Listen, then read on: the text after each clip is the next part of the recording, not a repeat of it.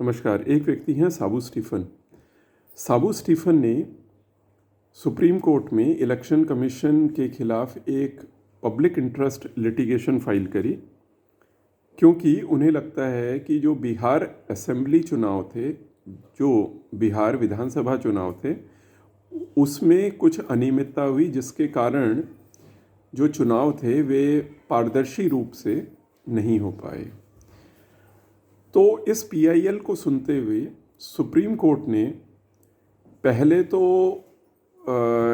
इसकी date next hearing की फरवरी में लगाई, लेकिन उन्होंने साथ में साबू स्टीफन से ये कहा कि आप बहुत हल्की और बिना सीरियस किसी भी प्रकार का उसमें कोई सीरियसनेस नहीं है, ऐसी आप याचिकाएं लगाते हैं, फ्रिवलस याचिकाएं लगाते हैं। इसलिए कोर्ट ने साबू स्टीफन से उनके 5 साल के इनकम टैक्स रिटर्न फाइल करने को कहा और एफिडेविट में ये बताने को कहा कि उनके आय के स्रोत क्या हैं।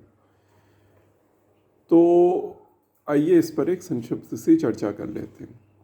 देखिए, जो पब्लिक इंटरेस्ट लिटिगेशन है, इसके नाम से ही हम जान पा रहे हैं कि ये लोगों का ऐसा कोई भी मामला जिसका सीधा सीधा असर लोगों पर पड़ता हो या जनहित से संबंधित रखता हो, वहाँ पर पब्लिक इंटरेस्ट लिटिगेशन लगाई जा सकती है।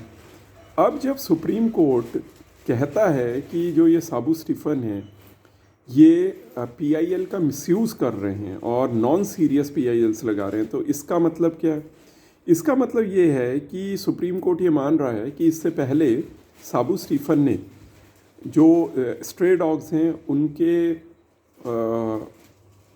उनके वेलफेयर के लिए और उनके जो सुप्रीम कोर्ट के रीसेंट जो आदेश आए हैं, जिसमें कि एनिमल बर्थ कंट्रोल और एनिमल वेलफेयर के जो लॉ है, जो नियम हैं, उनको जिसमें नज़रअंदाज किया गया है, एनिमल के राइट्स को नज़रअंदाज किया गया, तो उसमें साबू स्टीफन ने वहाँ पर भी पीआईएल लगाई। इसके अतिरिक्त साबू स्टीफन ने जो ये बिल्कुल रीसेंट जो इन्होंने पब्लिक इंटरेस्ट लिटिगेशन लगाई है, ये इन्होंने जैसा आपको बताया बिहार असेंबली इलेक्शन में जो इलेक्टोरल प्रोसेस में जो अनियमितताएं हुई हैं, जो उनको लगता है कि ट्रांसपेरेंसी की कमी थी, उसमें लगाए हैं।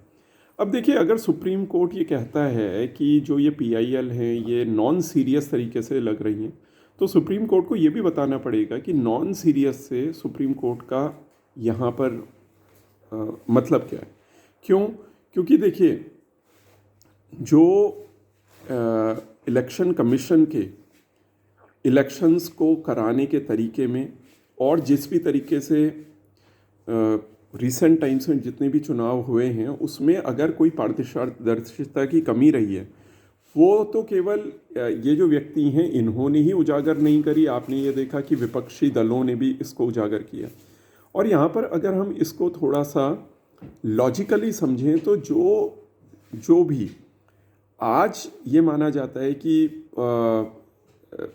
ईवीएम्स को आप हैक कर सकते हैं, रिगिंग कर सकते हैं, ये सारी चीज़ें ईवीएम के लिए भी मान्य हैं। भले ही एक बड़ा तबका आज के समय में समझ रहा है कि ईवीएम सेफ है, लेकिन अगर आपका स्मार्टफोन जिसमें कि एक चिप लगी है, अगर वो हैकिंग का प्रोन है, अगर उसको हैक किया जा सकता है, अगर ऐसे सारी की सारी डिवाइसेस, ऐसे सारे ऑटोमोबाइल्स जिसमें कि चिप लगी है, तो अगर उनको हैक किया जा सकता है, तो ईवीएम को हैक क्यों नहीं किया जा सकता?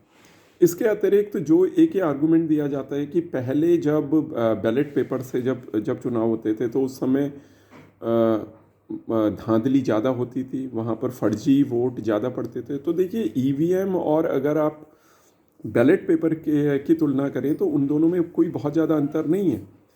आपको ईवीएम को भी प्रॉपरली आपको ट्रांसपोर्ट करना पड़ता है, आपको जो बैलेट बॉक्सेस हैं उनको भी प्रॉपरली ट्रांसपोर्ट करना पड़ता है, ईवीएम को भी आपको स्ट्रॉन्ग रूम में चुनाव के बाद आपको रखना पड़ता है, और आपको बैलेट पेपर को भी स्ट्रॉन्ग रूम में रखना पड़ता है।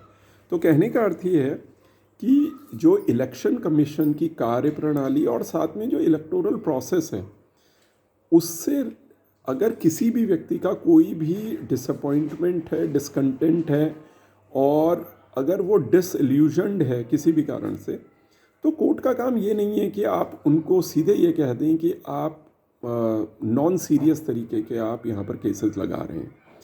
इससे ज़्यादा बेहतर ये होगा कि आप ये माने कि अगर इलेक्शन कमीशन ऑफ इंडिया अपने काम को ठीक से नहीं करता, ट्रांसपेरेंट तौर पे नहीं करता, तो जो देश की डेमोक्रेसी है वो भी यहाँ पर कॉम्प्रोमाइज़ हो जाती है। जो सारा इलेक्टोरल जो सिस्टम है, जो इलेक्शन प्रोसेस है, वो भी यहाँ पर एक तरीके से कॉम्प्रोमाइज़ हो जाता है। तो ये सारी चीज़ों को, और देखिए कोई ना कोई इन चीज़ों को उजागर करेगा। PIL लगाना कोई आसान काम नहीं है। इसमें रिसोर्सेज लगते हैं, इसमें मनी लगती है, इसमें आपको वकील लगते हैं। जो लोग PIL लगा रहे हैं वे लोग कई तरीके से कैपेबल हैं, इसलिए वे PIL लगा पा रहे हैं। सबसे पहली बात हो सकता है कि वे फाइनेंशियली ज़्यादा स्टेबल हैं। दूसरी चीज़ ये है कि वे किसी भी आदमी से ज़्यादा पॉलिटिकली अवेयर हैं।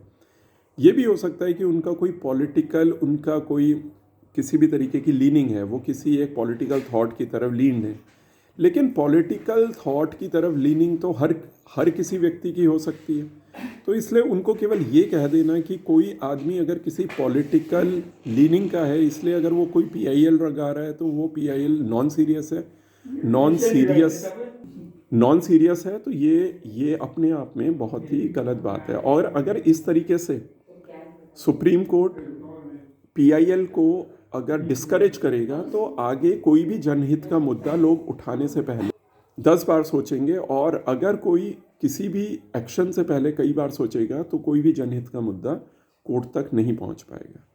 तो ये एक संक्षिप्त सी चर्चा थी कि क्यों जो सुप्रीम कोर्ट का PIL लगाने वाले को उन्होंने फ्रिवलस कह दिया, नॉन सीरियस कह दिया। ये किस तरीके से किसी भी रूल ऑफ लॉ से चलने वाले कंट्री के लिए ख़राब है, और लोगों के राइट्स के लिए ख़राब है, और डेमोक्रेसी के लिए ख़राब है। किसी और विषय पर किसी और दिन चर्चा करेंगे। धन्यवाद।